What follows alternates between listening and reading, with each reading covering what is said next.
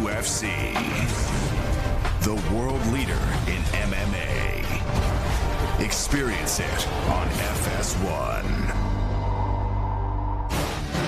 On the eve of the biggest fight in UFC history, the promotion turns to the fight capital of the world for its backdrop, as the Octagon plays host once again for the sport's biggest stars. It's events like this that turn champions into legends. The FS1 UFC 229 weigh-in show starts now.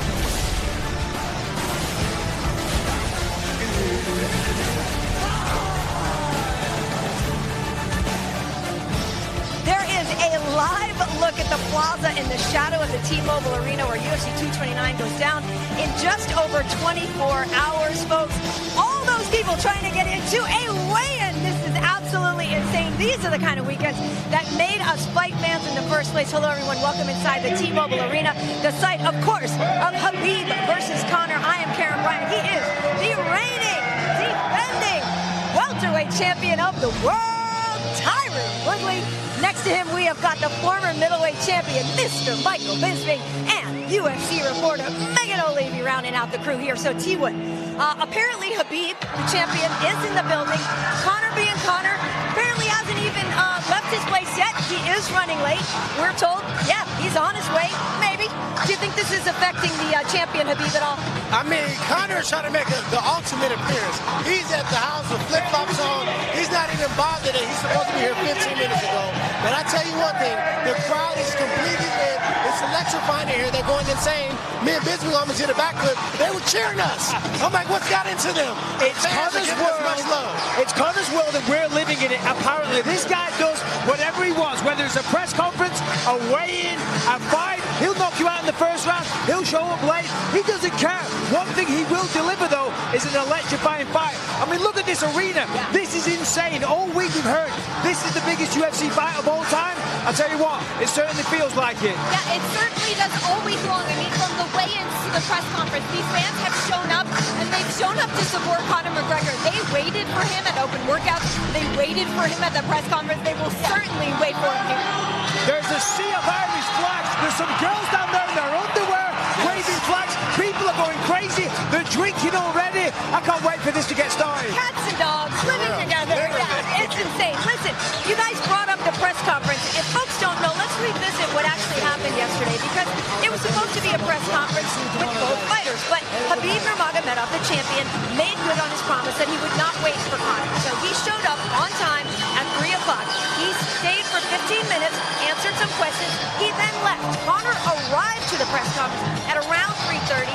He then held court on his own.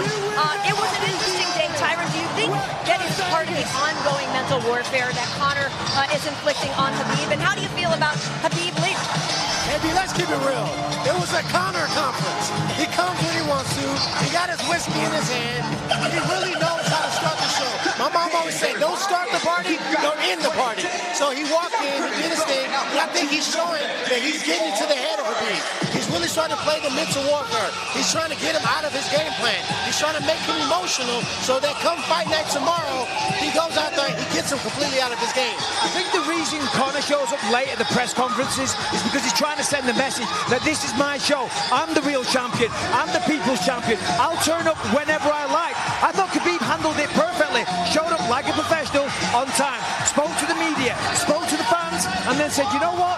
I'm going. I've done my thing. And I would have done the same thing. I'm not going to sit around and let Conor dictate, when the press conference starts. I said, no, I'm the champion. I'm out of here. Goodbye.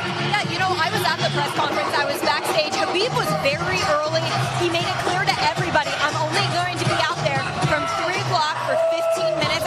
Whether he comes in regards to Conor showing up.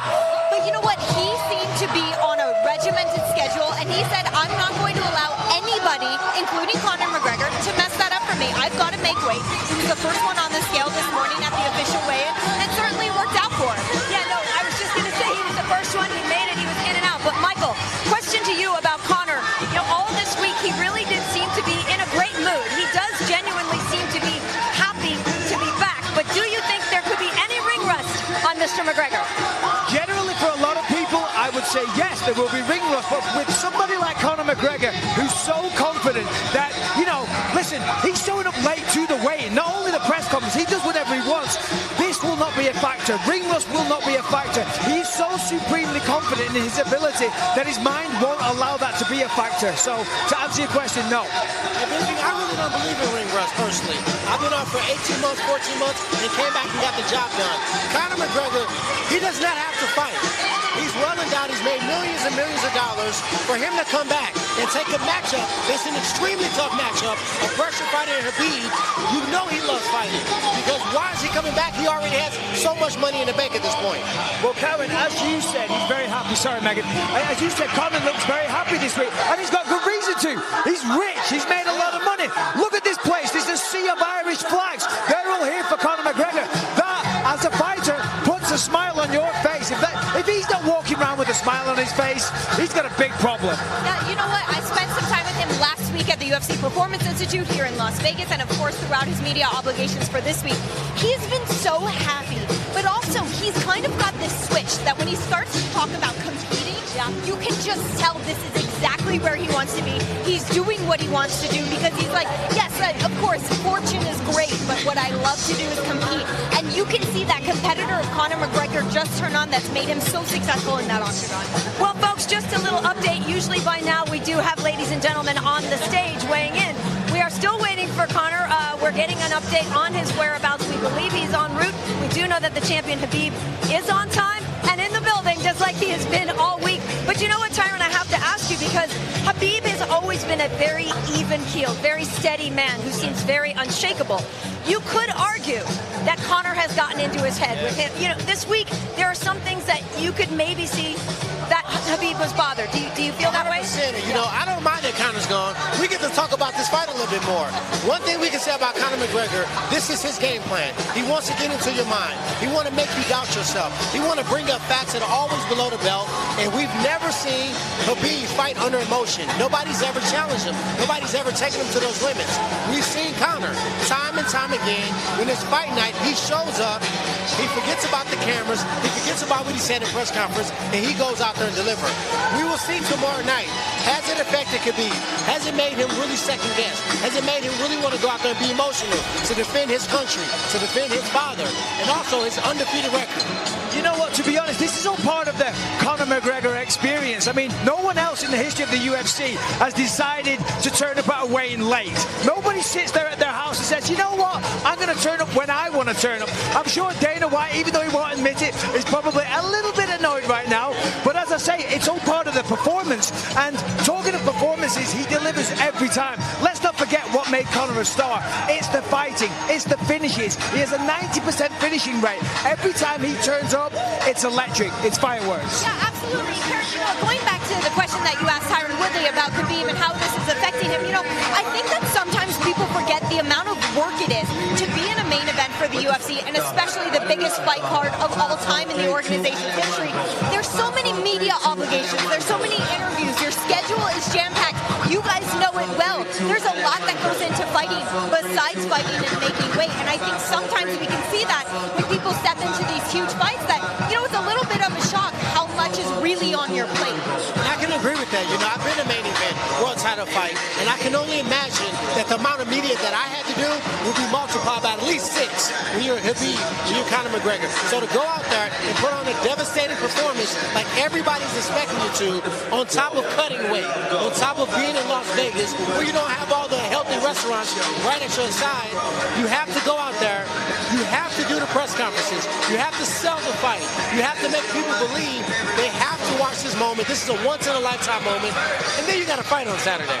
And of course, this fight kind of sells itself. Let's not forget what happened in Brooklyn, you know, turning up with that dolly, throwing it through the bus window, getting arrested, all that type of stuff adds to the drama. The fight is going to be incredible. You've got Conor McGregor, one of the best strikers in the world, true knockout power, one punch, finishes fights in the first round, taking on the best wrestler, I think, in the UFC. Would you agree with that, Tyron? I agree with that, not because of the technique. If he wrestles somebody in a wrestling match with a finite amount of time, he might not out-wrestle Jordan Barrows. But when it comes down to pressure, when it comes down to his attempts, he'll take 30 shots. If he gets 5, it's a wrap. He knows his best position is being on top. His ground and pound is vicious. He's almost impossible to get off once he's secure position. So he knows Conor McGregor has one shot. If he gets it, it's going to be a short night. And if he can take him down, I keep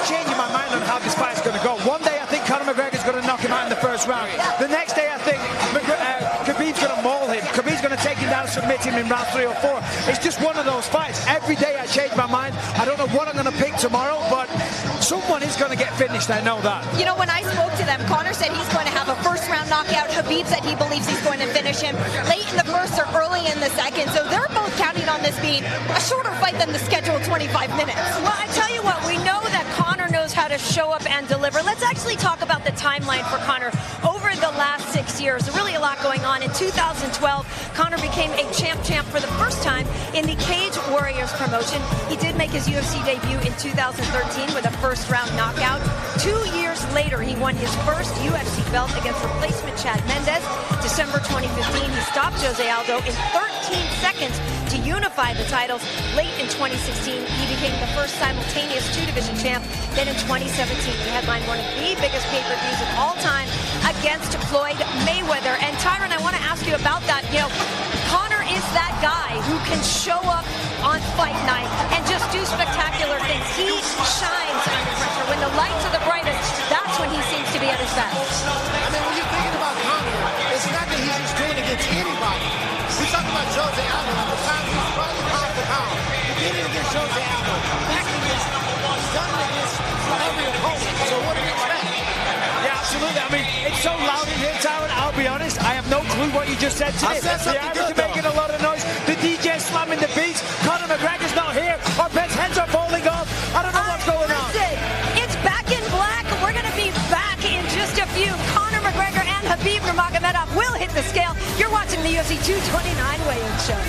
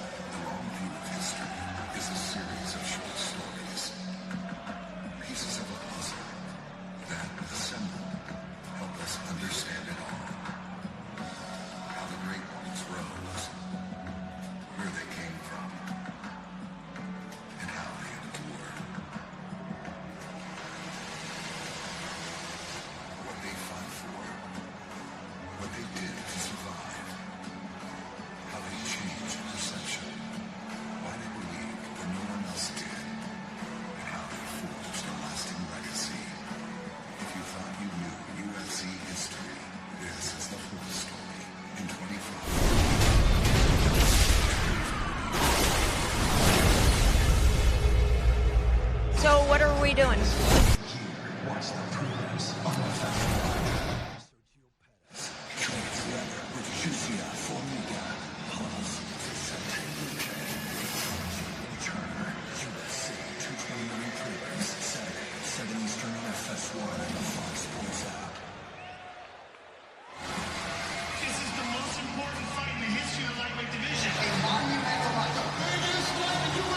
Okay.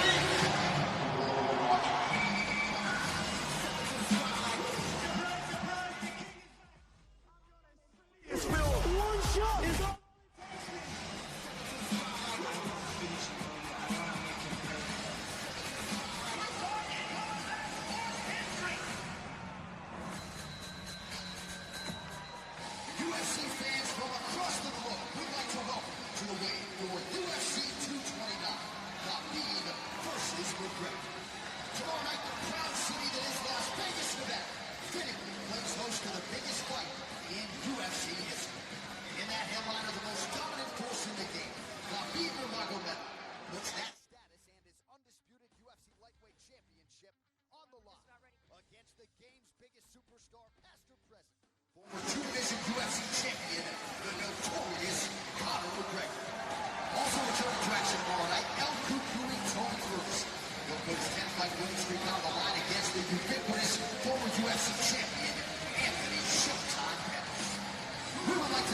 UFC sponsors. Hotel Especial, room with a flight experience since 1925. Harley Davidson. You fire up an HD motorcycle, adrenaline kicks in and refuses to tap out. Check it out at h-u.com/export. Body Armor. Body Armor Sports Drink provides superior hydration for today's athletes. More electrolytes and more vitamins. Better sports drink. Body Armor. The official sports drink of UFC. And AirAsia. Now everyone can fly. We also welcome some of the cabin crew from AirAsia who have joined us on stage today. Welcome back to the weigh-in show. Karen, Tyron, Michael, and Megan on hand. We still do not have the whereabouts of Conor McGregor, but of course the show must go on. So we are just about ready for our ceremonial weigh-ins. That means we're going to send it to our man on the mic, Joe Rogan. Take it away.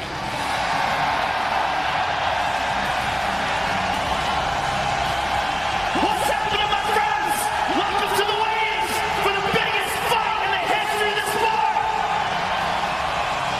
How about a nice round of applause for Ariane, Brittany, Brooklyn, Dana White. Without him, none of this would be possible. Sean Shelby and Mick Maynard, UFC matchmakers. Bruce Buffer, the voice of the octagon. Let's get things started, folks. We're going to kick it off live on Fight Pass in the welterweight division. Ryan LaFleur versus Tony Martin. Of this monumental weighing event where the main event isn't here, but as we said, the show must go on. Is Tony Martin walking in here with a record of 13-4, 9 fights in the First UFC. on the scale, Tony Martin, official weight 171. He's had 5 victories in the UFC so far. Majority of his wins come by submission. Never knocked anybody out. And his opponent, Ryan LaFleur, Long Island's own former Ring of Fire champion, 14-2 record. He's definitely coming in with a 50% finishing rate. 7 of his last 14 wins have been by finish. This is a purple belt in Brazilian Jiu-Jitsu. He's definitely going to come out, bring the pace, bring the action, right out of South Florida. Official weight 171 for Mr. LaFleur. This should be a great opening to a phenomenal card. First fight of the night, folks, on Fight Pass. Ryan LaFleur and Tony Martin. A little trash talk there.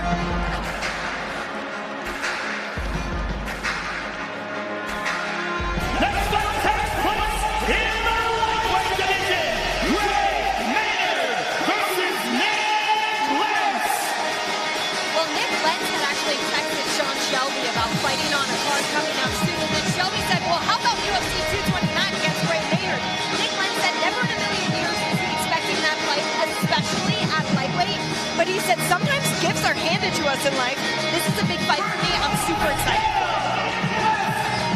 Official weight 156. This is a really interesting fight. Nick Lentz taking on Gray Maynard.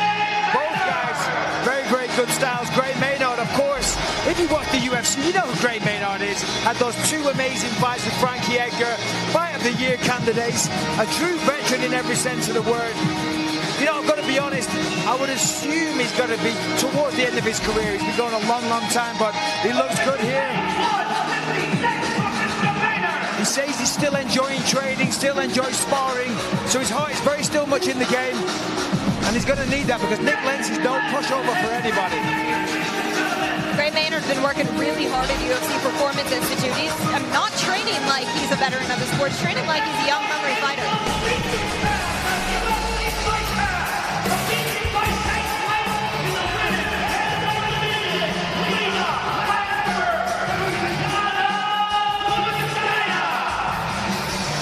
So here's Jana, of course, UFC fans got familiar with her when she debuted against Chris Cyborg. Of course, she was unsuccessful there, but no shame in that. Cyborg is a beast. She lives in Russia, but she trains with Greg Jackson. Did a lot of Taekwondo when she was younger. In fact, used to knock out a lot of men in training, from what I hear. So even though she lost to Cyborg, this girl has true knockout power.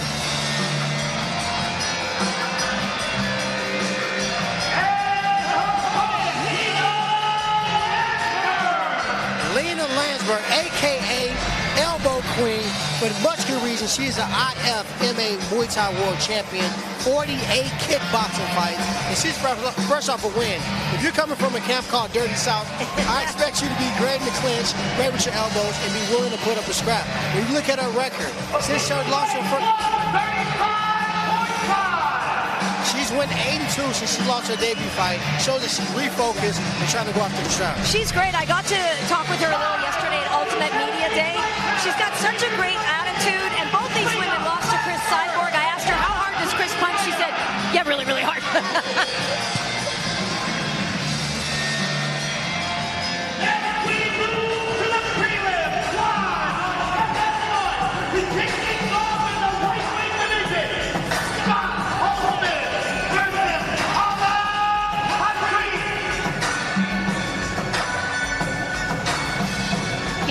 Record of 15-1. Alan Patrick is a Brazilian Jiu-Jitsu black belt with 5 first-round finishes.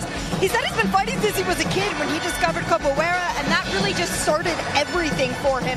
He actually calls Jacare, the UFC middleweight, not only his friend, but also his hero in life. Patrick's got a 3-fight win streak going. He's won 5 of his 6 octagon appearances. Morning at the official weigh-in, he was dancing. Whoa, oh, here he goes. I was just going to say. Oh, no. We both looking out here. Well, they look like they gave me all the ones with the coolest nicknames. Hot Sauce, Scott Holtzman. He better bring the injury because his opponent just did a backflip on stage. He's a former hockey player, and if you look at his records, he got 3 wins by KO, 2 first-round finishes, brown belt jiu-jitsu, so it shows you can get it done on the feet or on the mat. He's in for a great match. His opponent is going to come forth with a lot of striking. These guys fight with a lot of emotion. That's what I like about this matchup. I mean, how do you match that? When your opponent walks out and there's a backflip, there's a standing somersault on the stage. You want to do better, you want to raise the game, but I got to be honest, that's pretty hard to beat. That is. There we go. There we go. Everyone's fired up today. A little baby shove in there. He's like, we out here, Tyrone. I told you they fight with a lot of emotion, so we're He don't want these hands, Michael. He don't want these hands. He does not want them hands.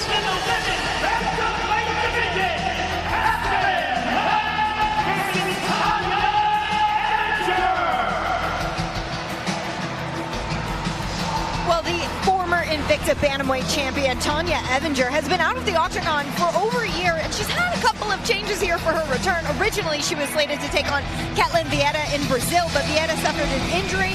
So then Tanya was moved to this card, and her opponent changed to Aspen Ladd. He said, that change of opponent just gives me 2 extra weeks to prepare.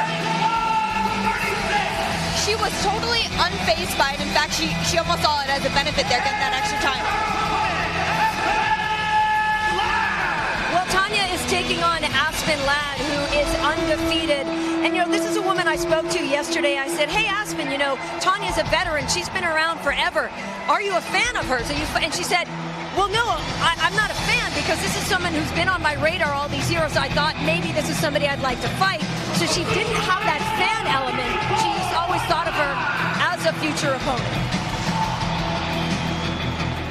But interestingly enough, Tanya said to me, she believes older female fighters have an advantage over younger ones, whereas in men's MMA, it could be the reverse. But she thinks Tanya actually thinks she's got advantages here.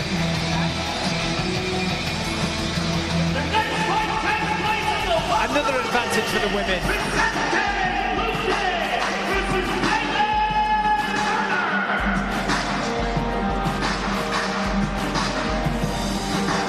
The Tarantula, Dana White Tuesday Night Contender Series alum Jalen Turner makes his debut on this UFC 229 card. And what an atmosphere for your UFC debut and your first official weigh-in here.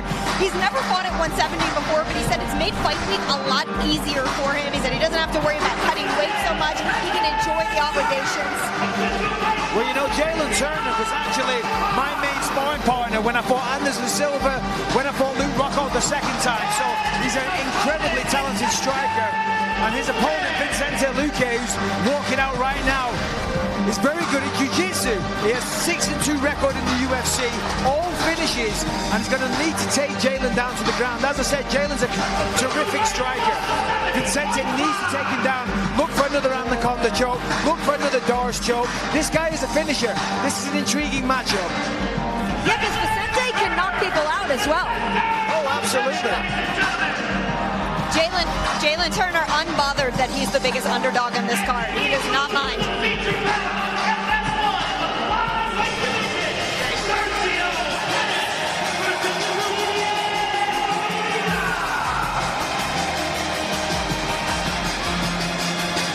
Training out of American Top Team, Brazil's Juicy Formiga is, of course, a Brazilian Jiu-Jitsu black belt as well as a Judo black belt.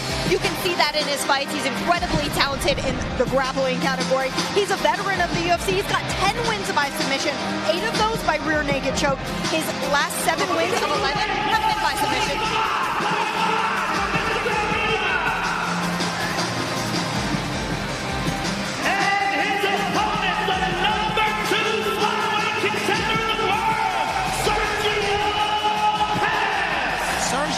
Every time I see him fight, I feel like a proud big brother.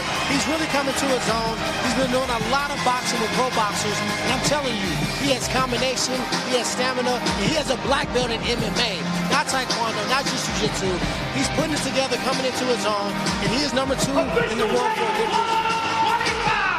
Anthony yesterday, I said, which one of you is the better fighter, the better Pettis brother? He said, actually, Sergio is more technical than I am. But he's like, of course I'm better. He's extremely technical. He's extremely disciplined. His regimen is insane. All right. It looks like Conor's pulling up. I see the world's worst. No other fighters in that part. I can guarantee you that. There we go. Look like he had baby Conor with him as well. Conor Jr. with him. Yeah, people saying that he's turning up late. He's not turning up late. He's turning up exactly when he intended.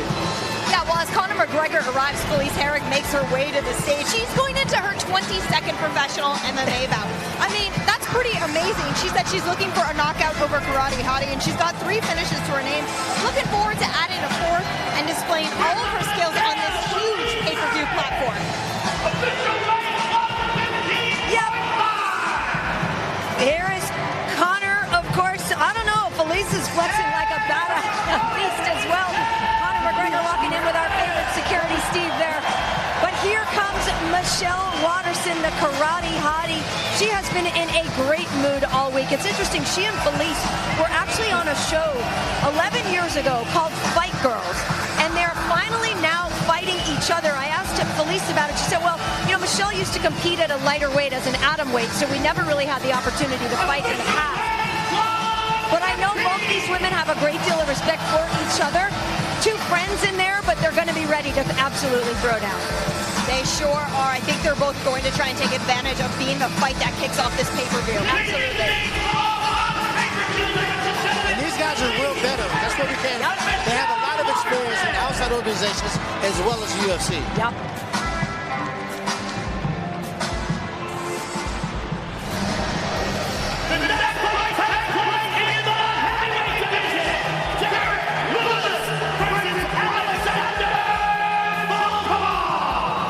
This is a very intriguing matchup. Of course, you've got Darren Lewis, the big brawler, taking on Alexander Volkov, who's a much more technical striker. Of course, we saw him recently getting a win over former champ Fabricio Verdum, and he believes if he wins this fight, it should put him close to a title shot. He recognizes it's a little complicated right now with Daniel Cormier being the champ and the light heavyweight champ, but of course, a win over Darren Lewis should put him somewhere near the top, and hopefully a title fight in sight soon. And that's an interesting hop. I could use that. Freeze him. It's very And his opponent, who also has an interesting Instagram account, Derek Lewis, a.k.a. Black Beast, he comes out, and we always are looking for him to do the KO. He's always throwing those powerful hands, and his celebration after the win is one to remember. You know, the Beast, I talked to him yesterday. He was talking about he's actually dropped some weight recently, which he has said, There we go. There we go. And that is why they call him the Black Beast. I think the energy within the building has got everybody turned up. Derek Lewis knocked this man's head off his hand. Now they're swinging punches. Wow. I think they're going to finish tomorrow. I think this is a continuation tomorrow. You know, it's so funny because David's going to pretend that he's really annoyed, but that's the best thing possible you can do. In the light heavyweight division, Dominic Bray versus Tanya Avenger. Well, he is undefeated at 9-0. Number 12 ranked Dominic Bray has finished 8 of his 9 wins, all in the very first round. That is an 89% finish rate. He was captain of his football team in college. He played safety on the football field. But once he made the transition to MMA, he has not looked back. He's got 4 wins in under a minute.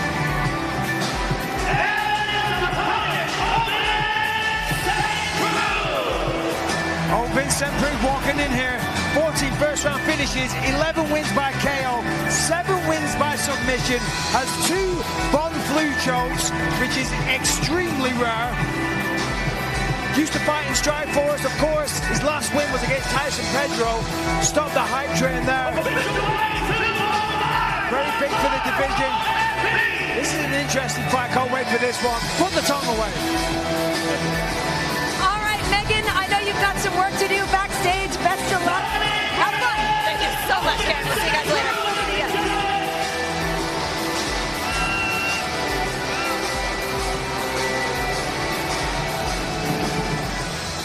The next fight is the co-main event of the evening. 2 former champions, Tony Ferguson versus Anthony Pettis. Anthony Showtime Pettis, Mr. Original, off the octagon, offside your head with the kick. We can't forget this guy was a former WC champion, former UFC champion. Though he has an A by his name, we know he's championship caliber at all times. He's fighting Tony Ferguson. These guys are both equipped, both winning the big fights. I think this is going to be a great matchup.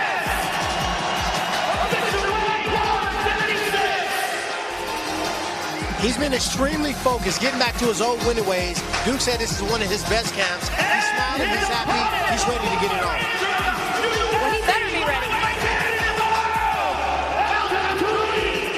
Tony Ferguson walking in here. Here's a man that is on a mission. Here's a man that is extremely angry. He's mad at the UFC. He's mad at the landscape of mixed martial arts right now. He's got a very good reason to be. He's done an incredible win streak. He was the interim champion. He injured himself. You know, he's very bummed out for good reason. But let's not forget what got him there. Tony Ferguson is an incredible fighter. A unique individual? Absolutely. Incredible fighter? Absolutely. Chip on the yes, absolutely. When you think about Tony Ferguson, you look at his dart chokes, his anaconda chokes. His very long limbs, knows how to use it, knows how to get to the submission. But we're talking about Anthony Pettis, who's one of the most craftiest strikers in the game. And it's really a classic style. As I said, a unique individual, and for some reason he just showed us his nipples. Yes, you know. I think he was showing off the 12-pack, and he's really. doing one awkward dance. There he goes. Well, he used to be a break dancer. And he's a Ninja Turtle. Let's not forget, Michelangelo is his favorite. We see Anthony Pettis, he's not really moved and not budging on that. Now, let's take a closer look at the 2 men involved in the main event of the evening.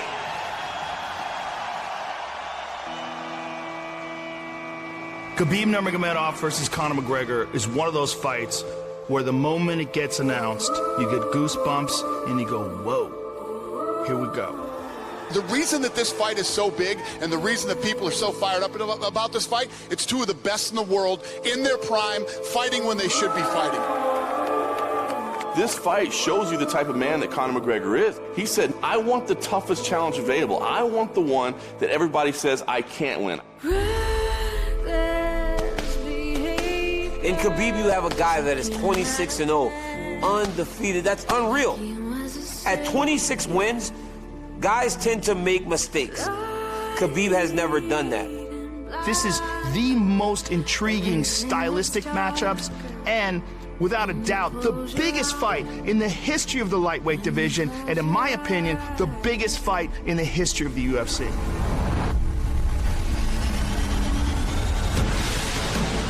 He never fight with someone like me. Oh, he's getting mauled. Barboza's face says it all. Who have so much pressure, so much dominate with his opponent. Michael should tap her. He's going to break his arm. He's going to break his arm. Hit it all over. You know, this is my style, crush my opponents. He has been unrivaled inside the octagon. I mean, he's just an unprecedented phenom of a talent. We're talking maulings and massacres. Knock. Where's Conor? I want to fight with your chicken because this is #1 easy fight in lightweight division.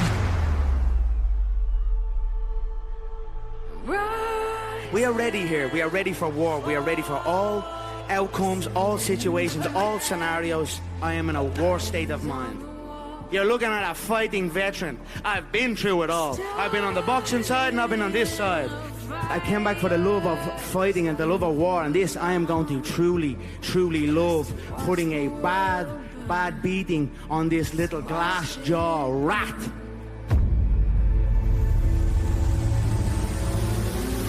Oh, he's hurt! Could he finish him here? Wow. My belt has been never taken from my waist, so they've got to build up these fake champions. But here I am, returned to take back my throne. I know he is afraid of a smack. And if you're afraid of a smack off me, a smack will feel like a double-barrel shotgun. Oh! He slapped him! Like that! What you gonna do if you don't knock me out? You have to knock me out first or second round. What you gonna do? I'm gonna keep going. If you don't knock me out, it's gonna be a very long night to him. Trust me, mate. I'm ready for a long night. Now you're up on the real kid. You're with the real dogs now, brother, yeah? He's in over his head. I'm gonna pick him apart and bully him in there and absolutely maul him. My dream smash him, make him humble. I wanna change his face. We have to finish it.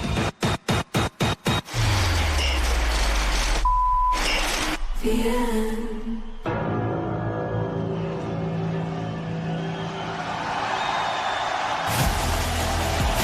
It used to be Elvis was in the building. But right now, Conor McGregor is in the building.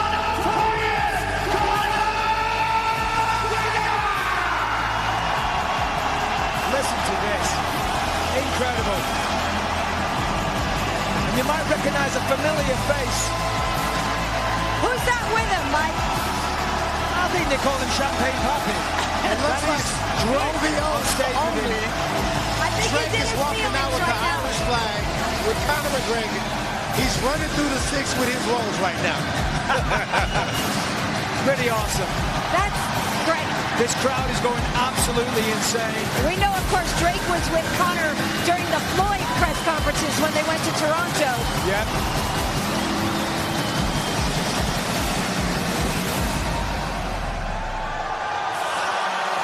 This crowd is going to go absolutely nuts after Conor McGregor weighs in and he gives his traditional flex and roar. The energy in here is absolutely unbelievable. And this is just the way. Look at that shot. It's incredible. And to be honest, Conor looks a little emotional taking this in. I do believe this man has missed being here. Well, as usual, he looks in incredible shape. You know, all the talk is one thing, but he's one hell of an athlete. Exudes supreme confidence. And his opponent, Khabib Nurmagomedov, one of the most dominant champions we've seen, undefeated 26-0, and he's actually getting booed by the Irish fans. He's one of the greatest fighters because of his pressure, his tenacity. He comes after time and time again, takedown attempts, crazy ground and pound, and pressure like we've never seen before. Let's see the start. Here we go. Here we go. Dana White has to get in between.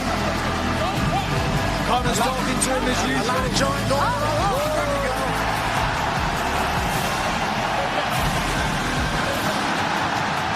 Conor threw a little baby teeth kick in his face.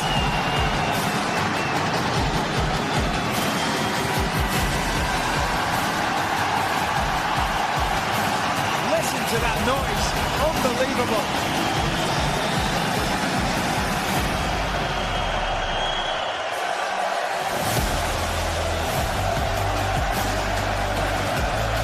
You know, a lot of the time when somebody's fired up like that, you think it's a bad thing, but Conor's always like this. Yep. He fuels in these, he thrives in these environments. The high tension, the drama. Here we go. Welcome back. What does it feel like to be back? And what does this fight mean to you? Don't let that smelly rat put that hat on your head, Joe. The smell of that fucking thing. Don't ever let him put that hat on your head. It's good to be back. UFC fans, it's good to be fucking back. The king is home. Thank you, sir. Good luck to you. See you tomorrow night. Conor McGregor, ladies and gentlemen. I'm here with the champion, ladies and gentlemen. Khabib, what does this fight mean to you to defend your title tomorrow night against Conor McGregor? Hey, first of all, I want to say Alhamdulillah, God give me everything. Alhamdulillah, I know you got this, you don't like this.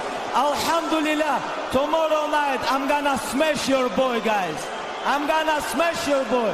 And I want to say thank you, all Irish fans, you know, all fans around the world. Because of you guys, this fight is happening. Thank you guys, and tomorrow night, inshallah, and still. Thank you, sir. Good luck to you. The champion, ladies and gentlemen. Thank you all. We will see you all tomorrow night. All right, thank you so much, Joe Rogan. Welcome back to the Fox Sports Desk. Guys, that was quite an incredible moment there. The stare down. Kicks were thrown, guys were getting into each other's faces. T-Wood, what do you make of the situation so far? You can't really call it a stare down. It was basically an appetizer. We're going to see. We saw some kicks, some shoves. What I see in this, as Bigbing said, I go back and forth. If the emotion and the mental warfare has really gotten to Khabib, right now he's showing composure.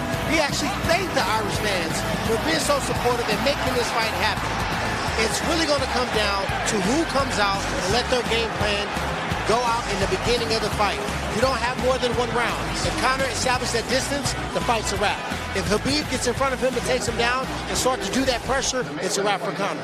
You know, I was just saying on the stage before, Conor looked very emotional, but he's always like that. Khabib, I thought, looked fantastic. Came out very composed, very calm, a smile on his face. He addressed the fans. The fact of the matter is, you can't read too much into either of these things. Conor McGregor always shows up each and every time. Other fighters, you might think, this guy's too emotional. It's going to affect him in the performance. Not with Conor. He's always like that. Fact of the matter is, we've got a 26-0 undefeated world champion, one of the very best, taking on the best striker. It's an incredible matchup, and both of these guys can win this fight in emphatic fashion.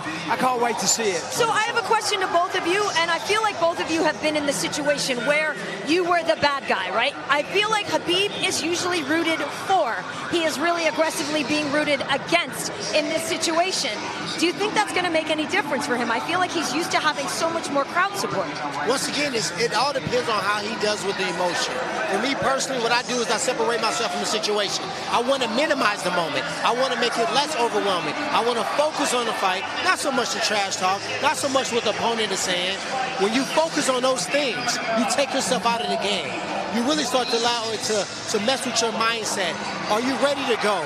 If you can separate yourself from that, you can go out there, you can be vicious, you can be victorious. I think Khabib is coming into this knowing that he's trying to play the spoiler. He knows that everybody is pretty much pro Conor McGregor, okay? I mean, take a look at this arena. I mean, you don't have to be a scientist to figure out that it's pro Conor. There's Irish flags everywhere.